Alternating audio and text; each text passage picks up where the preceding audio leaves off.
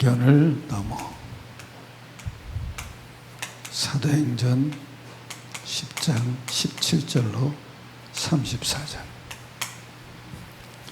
10장 17절부터 33절까지 교독을 하겠습니다. 베드로가 본 바 환상이 무슨 뜻인지 속으로 의아해 하더니 마침 고넬료가 보낸 사람들이 시몬의 집을 찾아 문 밖에 서서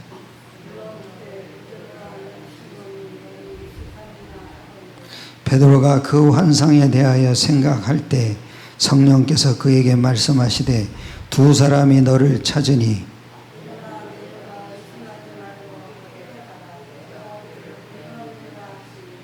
베드로가 내려가 그 사람들을 보고 이르되 내가 곧 너희가 찾는 사람인데 너희가 무슨 일로 왔느냐.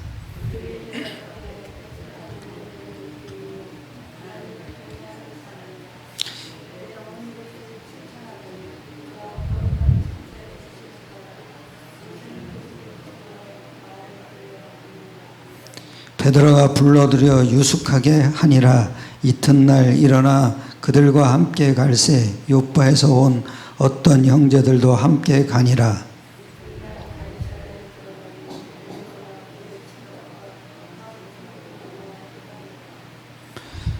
마침 베드로가 들어올 때 고넬료가 맞아 발 앞에 엎드려 절하니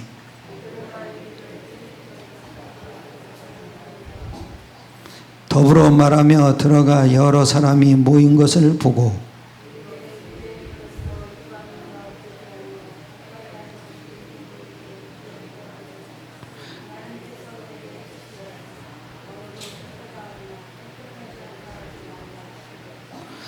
부름을 사양하지 아니하고 왔노라.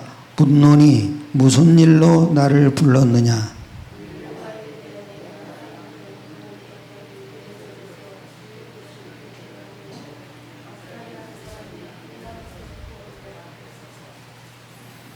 말하되 고넬료야, 하나님이 내 기도를 들으시고 내 구제를 기억하셨으니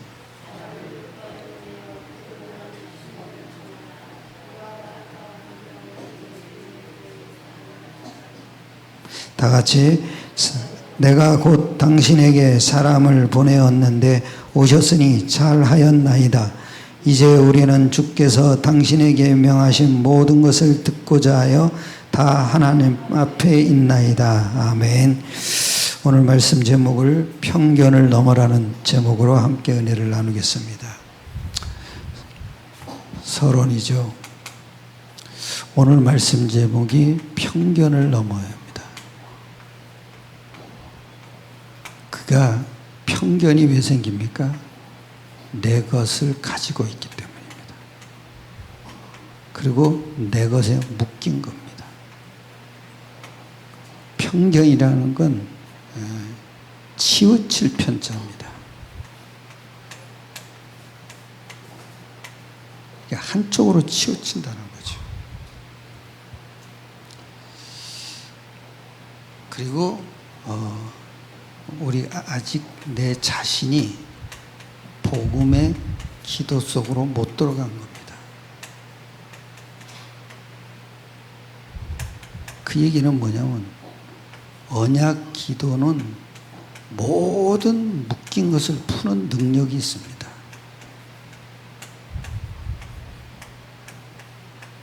왜냐? 사탄을 무너뜨리는 거거든요. 그래서 사탄이 붙잡고 있는 것이 굉장히 묶이는 겁니다. 그러니까 언약 기도는 이런 능력이 충분합니다. 여러분이 꼭 이 응답을 받으시길 축원합니다. 절대 편견을 갖지 마세요. 편견을 안 가질 수는 없을 겁니다. 이 속으로 들어가요. 그래서 첫 번째입니다. 신앙생활에 방해되는 게 있습니다. 신앙생활의 방해거리는 신앙생활 하는데 굉장히 방해가 되는 겁니다. 그리고 계속 매입니다.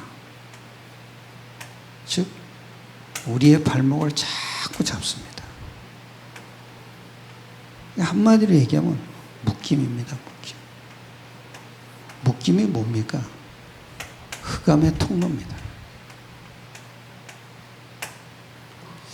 큰 응답 속으로 들어가야 되는데 복음이 응답 아닙니까? 근데 이게 자꾸 장애가 되는 겁니다. 그리스도 안에는 모든 걸 예비해 놨습니다. 그런데 요 신앙생활의 방해거리가 발견 안 되면은 전부 장애물이 되는 겁니다.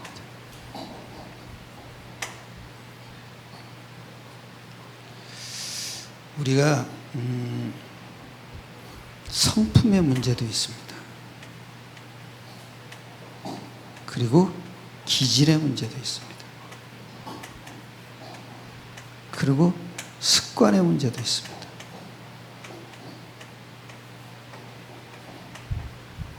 근데 이거보다 더 중요한 게 뭔지 알죠? 유대주의입니다.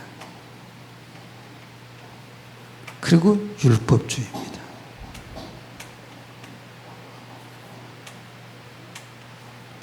유대주의는 뭡니까? 그리스도는 메시아인데 메시아를 자기들의 종교의 우두머리로 맞춰놓은 겁니다. 사실은 유대주의는 한마디로 얘기하면 그리스도 보내는 민족으로 쓰신 겁니다. 그것밖에 없습니다. 그럼 그리스도를 받았으면은 모든 족속에게 가야 되는데 안 가는 겁니다. 그러니까 여기에 딱 유대주의 사상에 딱 묶인 겁니다. 그러니까 고립되는 겁니다. 그리고 아주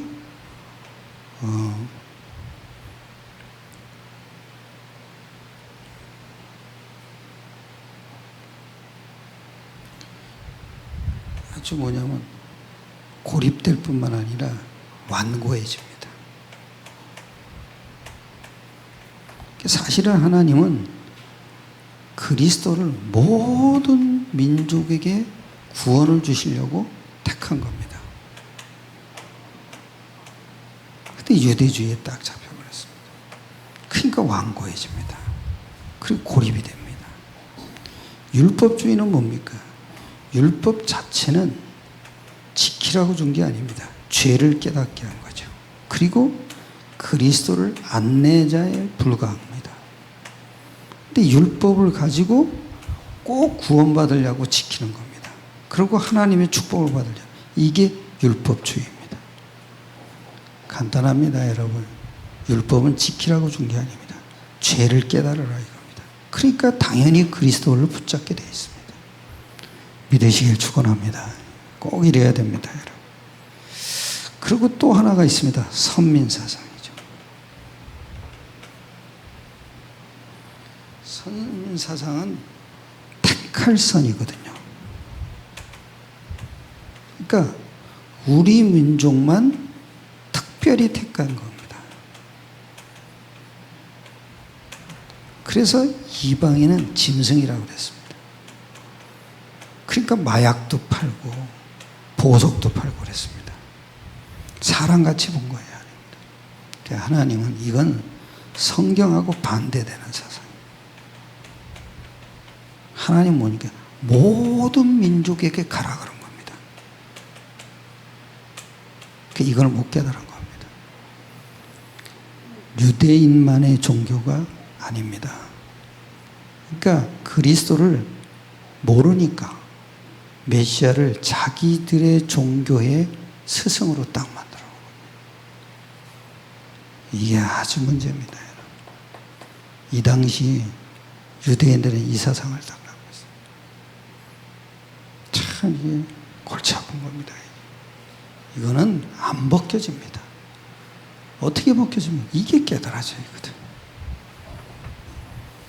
이 언약 기도가 깨달아져야 돼요. 자기도 모르게 묶여버리는 겁니다. 그러니까 배타적이 됩니다. 아니 여러분 생각해 보세요. 다른 종교에서 우리 기독교를 공격할 때 쓰는 말이죠. 배타적이라 그러고 독선적이라 그러죠. 아닙니다, 여러분.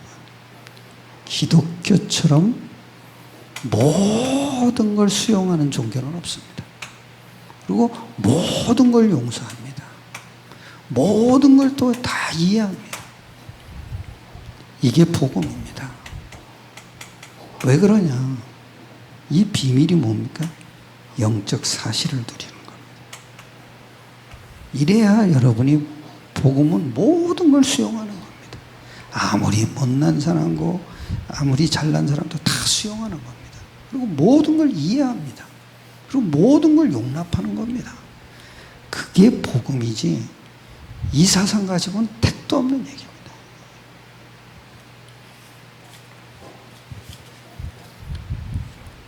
그래서 우리는 내 경험, 내 욕심, 내 야망, 내 지식 이런 것이 복음을 막으면 안 됩니다.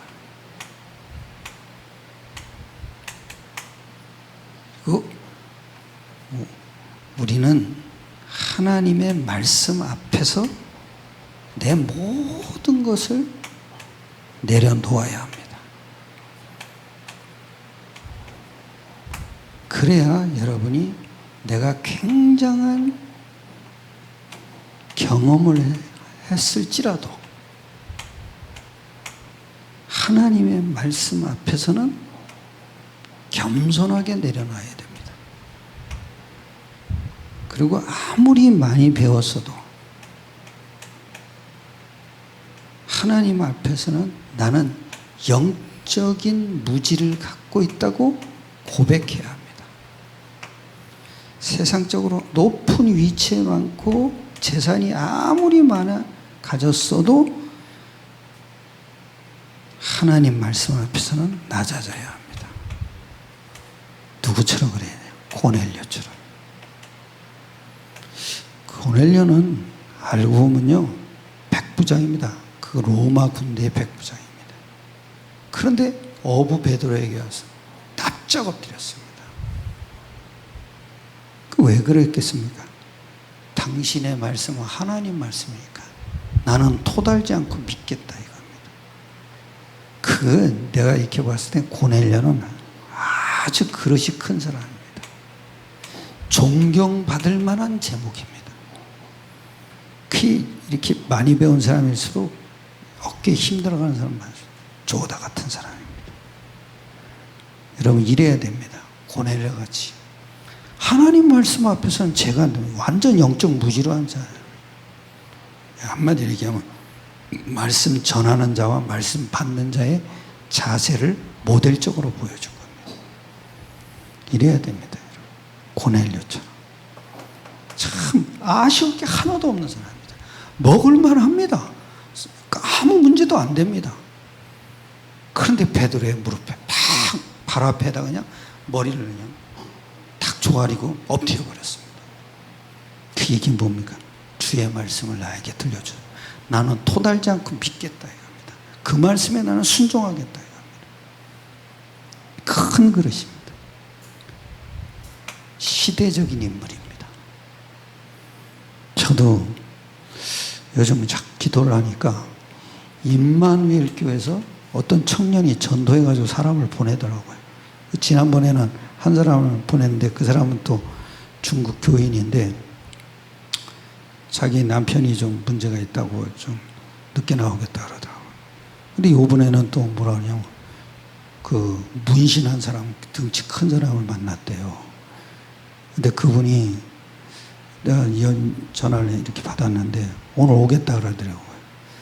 근데 뭔 공익 요원이니까 함부로 올 수는 없겠죠. 근데 그 등치가 크고 문신이 많다고 그러더라고요. 근데 그분이 천주교인이에요. 요즘 자꾸 기도하다 보니까 이런 인물을 자꾸 만나게 해주시는 것 같아요. 그래서 어제도 기도하면 전화를 하면서 이렇게 했죠. 그래요. 그러면서 자기가 어느 말씀을 듣기면 좋겠냐. 그래서 2부 예배 때 말씀 들으시고 그리고 그거 끝나면 디모데 훈련이 있으니까 그때 같이 참석하시면 되겠다고 그랬어요. 그랬더니 네, 감사합니다 이러더라고요. 괜찮은 사람 같아요. 그 말로는 덩치는 큰데 험악하게 생겼는데 마음은 이쁘다 그러더라고요. 그 마음이 이쁜 게 뭔 소용이 있어요. 믿음이 있어야죠. 고넬료가 이런 사람이요. 여러분, 이것을 넘어서려면 언약기도밖에 없어요. 이게 아주 중요합니다. 다 있거든요. 다 있어요. 신앙생활에 방해되는 것들 너무 많아요. 이것밖에 없어요. 계속 언약기도 하면서 저는 꼭 세 가지 기도합니다. 첫째는 뭐냐? 모든 성도를 축복해달라고. 두 번째는 237 성전, 이걸 건축할 수 있게. 세 번째는 뭡니까? 모든 전도 현장을 열어달라. 이게 저 기도 제목이에요. 이게 하나님 계획이란 말이에요. 하나님은 반드시 열어주실 건 줄 저는 확신합니다. 두 번째입니다. 기도할 때 일어나는 일이죠. 사도행전 10장은 전환점이 된 장이에요. 무슨 전환점입니까? 유대인과 이스라엘에게만 머물렀던 복음이 온 이방 땅과 모든 민족에게 전파되는 전환점이 된 거예요. 더 중요한 게 종교가 복음으로 바뀌는 거예요. 그리고 무리신앙이 제자신앙으로 바뀌는 거예요. 이게 전환점이에요. 근데 기도하던 베드로죠. 그 다음에 기도하던 고넬료. 이 만남이, 복음이 이방으로 전파되는 기회가 된 거예요. 전환점이에요.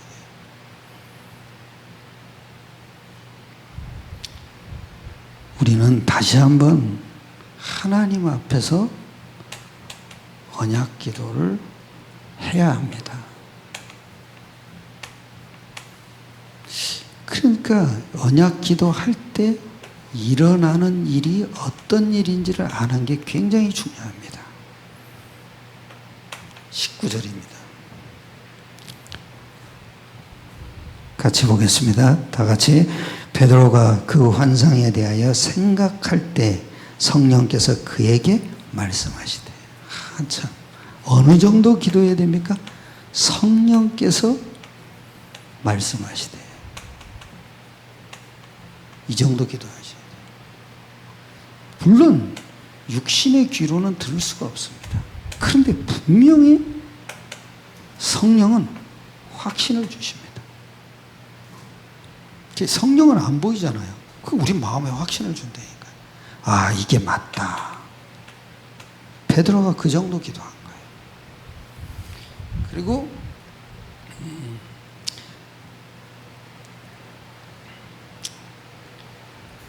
반드시 성령께서는 깨달음도 주시고 길도 안내해 주십니다. 이게 성령이 하는 일이에요. 여러분이 성령 인도 받을 정도로 기도 속으로 들어가셔야 됩니다. 20절입니다. 같이 봅시다. 일어나 내려가 의심하지 말고 함께 가라. 내가 그들을 보내었느니라 하시니. 이 사람이 의심할 수도 있겠죠. 내가 기도를 했는데 이 사람들이 하나님의 뜻이 맞는가? 그런데 신기한 거죠. 의심하지 말고. 의심하지 말고 함께 가라. 내가 그들을 보내었느니라. 하나님의 계획이죠. 이게 이제 시대적인 만남으로 바뀌는 겁니다. 이런 응답을 받아야 돼요. 하나님이 예비해 놓은 사람, 시대적으로 쓸 수 있는 사람, 그 사람이 기도하는 베드로와 기도하던 고넬료가 딱 만나는 겁니다. 이게 매치가 되는 겁니다. 그래야 시대적 만남이 이루어지는 겁니다.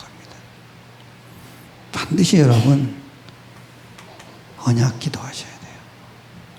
그 기도에 요걸 항상 넣으셔야 돼요. 모든 성도를 축복해 주옵소서. 237 성전을 주실 만큼 성도를 축복해 주옵소서. 그리고 모든 현장에서 만남을 주옵소서. 그것도 예수 이름으로.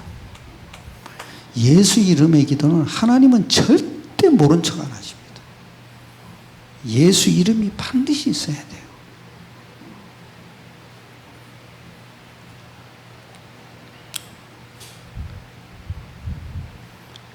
그리고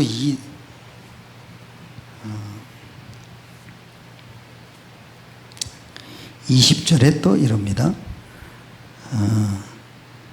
내가 그들을 보내었느니라 하시니.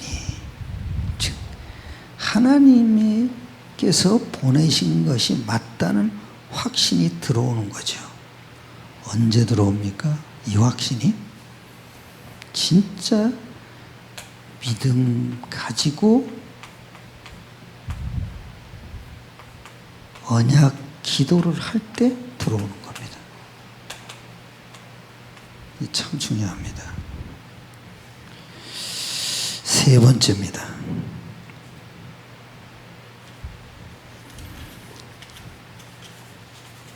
성령 인도 받는 사람 베드로입니다.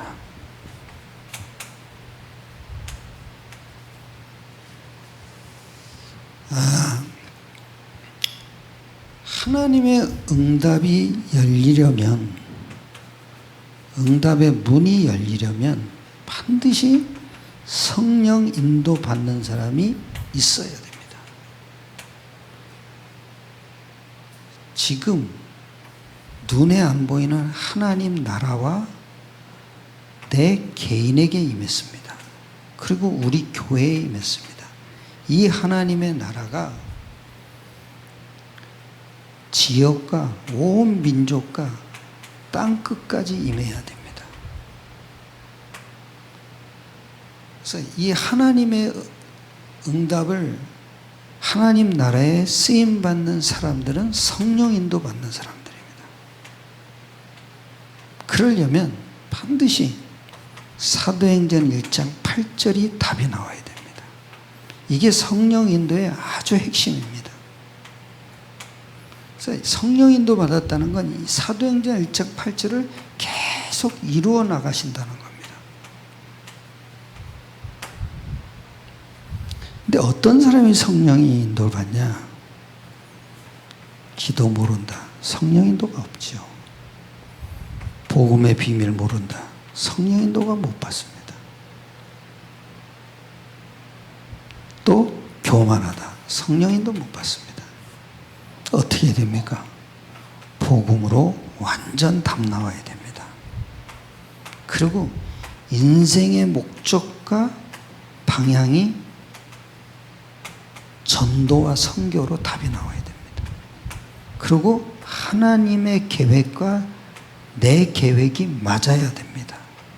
그래야 성령 인도 속에 들어갑니다. 22절을 보세요.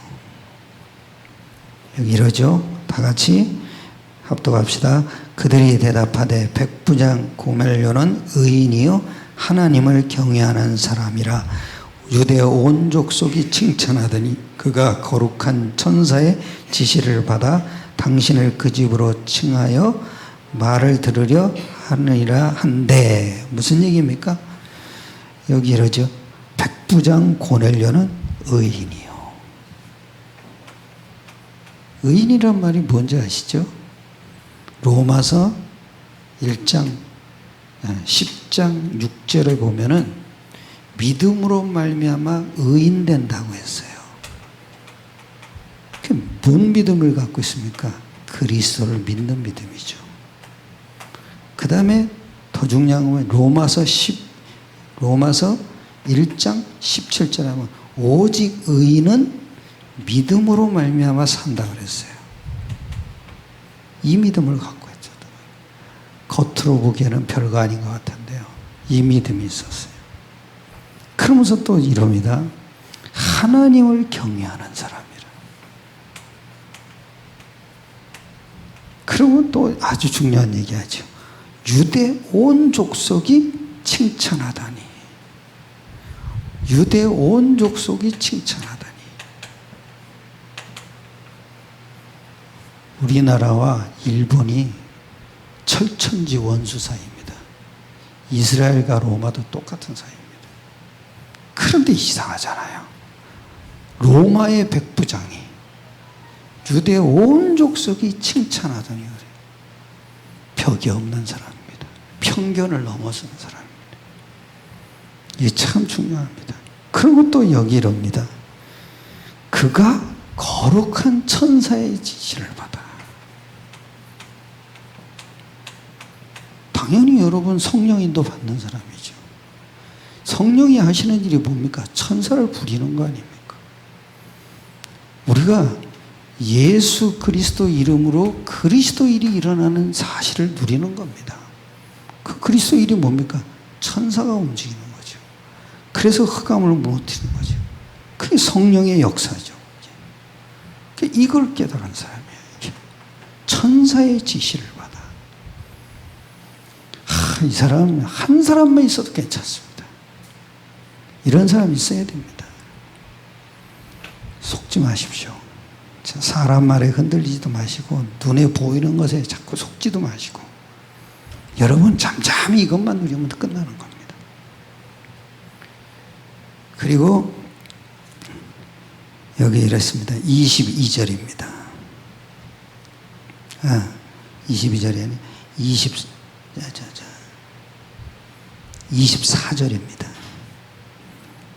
24절에 이릅니다. 다 같이 이튿날 가이사랴에 들어가니 고넬료가 그의 친척과 가까운 친구들을 모아 기다리네.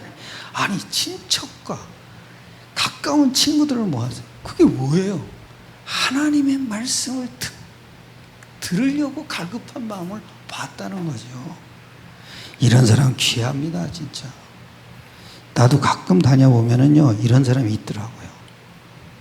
근데 그 사람 보면 내 마음이 감동이 일어나더라고요. 내가 부끄러워져요. 나는 저런 믿음 없는데.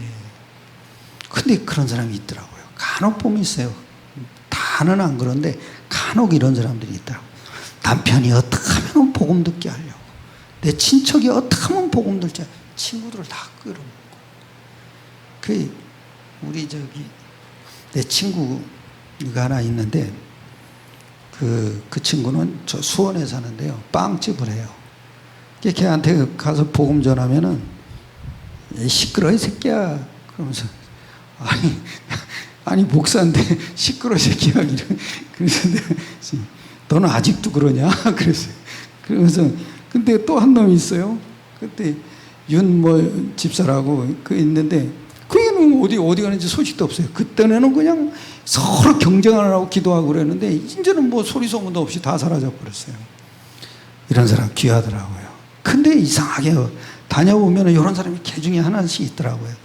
내 마음이 감동이 되는 거예요. 어떻게 해서든지 친구들을 불러 모으고 마누라를 불러 모으고 남편을 불러 모아서 어떻게 해서든지 참 복음 한마디 듣게 하려고 귀한 거예요. 그런 사람 볼 때마다 참 귀중한 사람이구나 이런 마음이 들어오는 거예요. 그런 사람 별로 없어요. 여러분이 이런 사람 되시기를 축원합니다. 꼭 이래야 됩니다. 여러분 어떻게 해서든지 친구를 불러서 참 복음 한마디 듣게 하려고. 여러분 이렇게 안 되더라도 기도는 하셔야 됩니다. 여러분 철야 때 무슨 기도 하십니까? 저는 항상 명단 놓고 기도합니다. 이래야 됩니다. 워치만 니라는 사람이 있죠. 그 사람이 요즘 이단성 시비가 있는데 그 사람이 하나는 잘했더라고요. 그 자기 반 학생들, 신학생들이에요. 그 사람들 놓고 기도한 거예요. 딱 2명만 남겨놓고 다 전도가 된 거예요. 근데 그 두 명도 지가 죽고 나서 다 예수 믿은 거예요. 기도의 힘입니다. 또 더 중요한 게 예수 이름의 기도입니다. 이래야 됩니다, 여러분. 또 25절입니다. 25절에 합독합시다. 다 같이. 마침 베드로가 들어올 때 고넬료가 맞아 발 앞에 엎드려 절하니.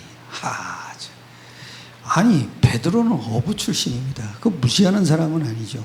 근데 어부 출신인데 고넬료가 백부장입니다. 위치가 다릅니다. 그런데 베드로가 들어오니까 그의 발 앞에 납작 엎드려 버린 거예요. 큰 인물입니다. 가끔 이런 사람 만나요. 저보다도 위치가 굉장한 사람이에요. 대학 교수인데 저한테 뭐냐면 이사벨라 가보면은요, 그 대학 교수들이 나한테 집도 다 내줘요. 베드로가 묵을 집이 있어요. 그게 뭐예요? 무두장이 시몬의 집이에요. 베드로는 굉장히 순회를 많이 해야 되거든요. 그러니까 항상 그 지역에 가면 집이 있어야 돼요. 근데 대학 교수, 부부 교수가 저한테 집을 내주더라고요. 그리고 자기네들은 딴 데 가서 자요.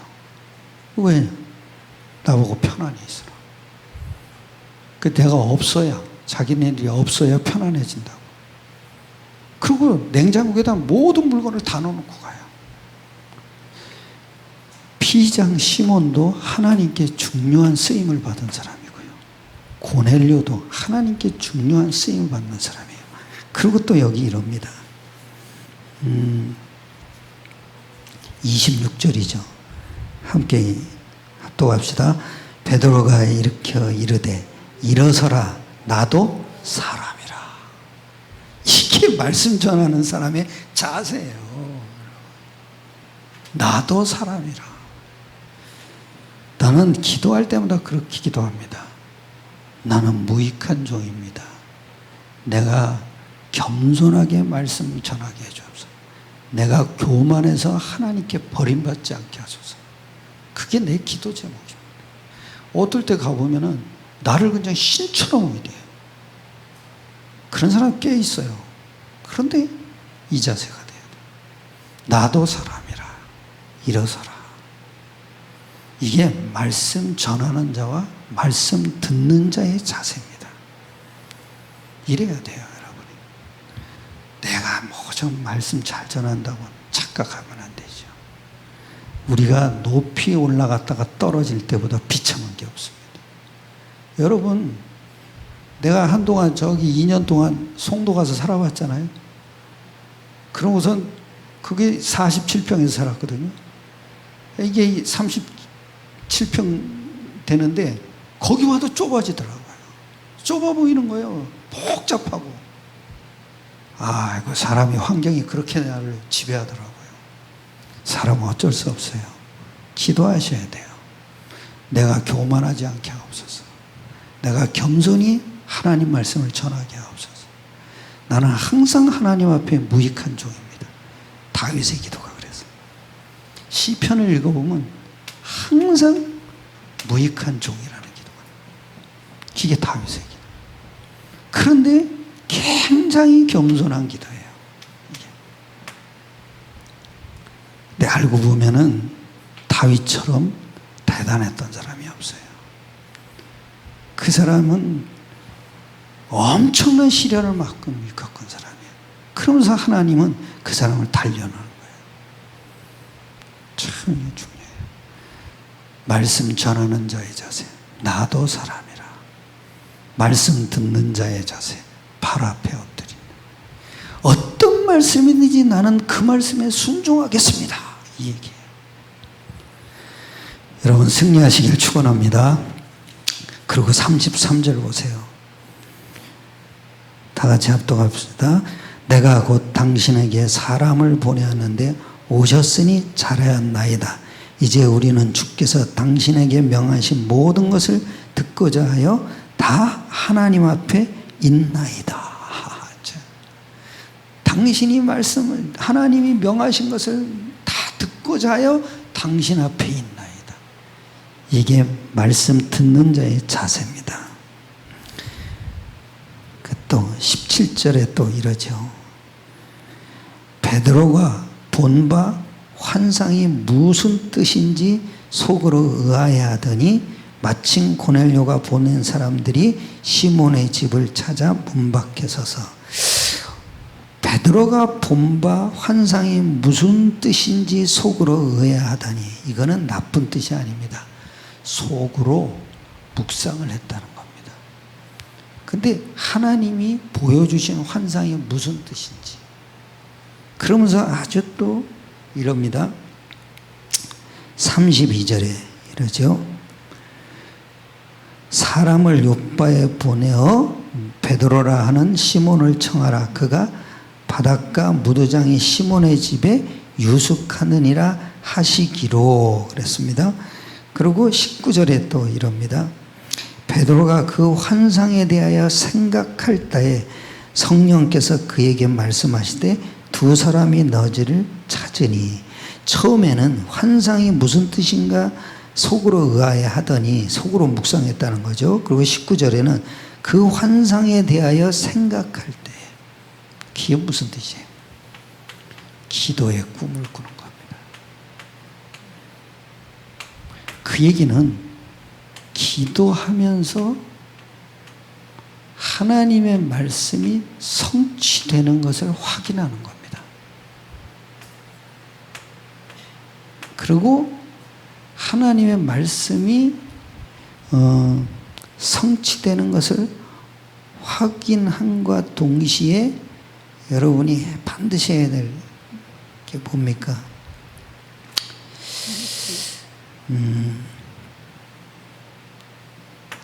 묵상하는 겁니다. 반드시 이게 돼야 됩니다.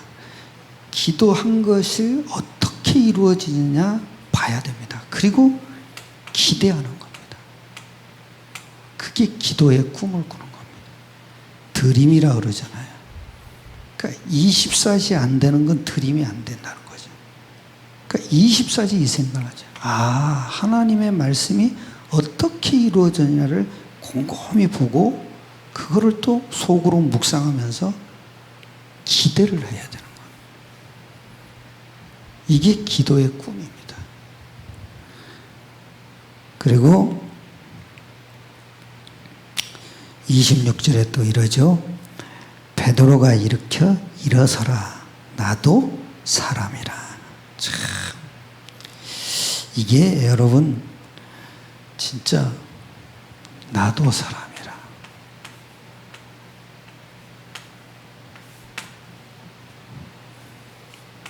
말씀 전하는 자의 자세입니다. 이 참 중요합니다. 나도 사람이다. 나는 하나님의 말씀을 대언하는데 나는 사람 아닙니까? 그러니까 실수도 많고 연약도 많습니다. 그런데 말씀을 대언할 뿐이죠. 그러니까 나도 사람이라. 결론입니다. 여기 이럽니다. 28절 다 같이 합독합시다. 이르되 유대인으로서 이방인과 교제하며 가까이 하는 것이 위법인 줄은 너희도 알거니와 하나님께서 내게 지시하사 아무도 속되다 하거나 깨끗하지 않다 하지 말라 하시기로. 베드로의 마음속에는 아직도 이방인과 교제하며 가까이 하는 것이 위법인 줄 알았다고 깨림직한 게 편견이 남아 있었던 겁니다. 즉 묶임이 아직도 남아 있는 겁니다. 그런데 이렇게 얘기하잖아요.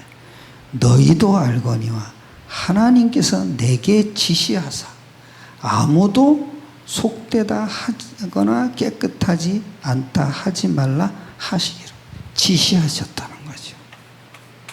그러니까 말씀에 순종한 겁니다. 자기는 그럴지라도 하나님이 말씀하셨으니까 나는 순종한다. 이게 얼마나 멋있습니까? 이래야 됩니다. 사람의 생각이 우선되면 안 됩니다. 하나님의 말씀이 우선이 돼야 됩니다. 그래야 성령 인도 받을 수가 있습니다. 승리하시길 축원합니다. 여러분 간단합니다. 무슨 말씀을 하든지 하나님께서 주시는 말씀이거든요. 내가 실수하고 연약한 말을 할지라도 내 말이 하나님의 말씀이 맞다면 그냥 순종해야 됩니다. 그것도 100% 순종해야 됩니다. 99.9% 가져는 안 됩니다. 나머지 0.1%의 사탄이 틈탑니다. 100% 순종해야 됩니다. 이래야 여러분이 제 삶이 성령 인도를 받게 되어 있습니다. 오늘도 승리하시길 축원합니다. 기도드리겠습니다. 하나님께 감사드립니다. 우리에게 베드로와 고넬료의 말씀을 통해서 성령 인도 속에 들어가게 하심을 감사드립니다. 모든 성도들이 이 말씀이 이루어지는 삶을 살게 축복하여 주시옵소서. 모든 걸 주님께 맡기옵나이다. 우리 주 예수 그리스도의 이름으로 감사하며 기도드려서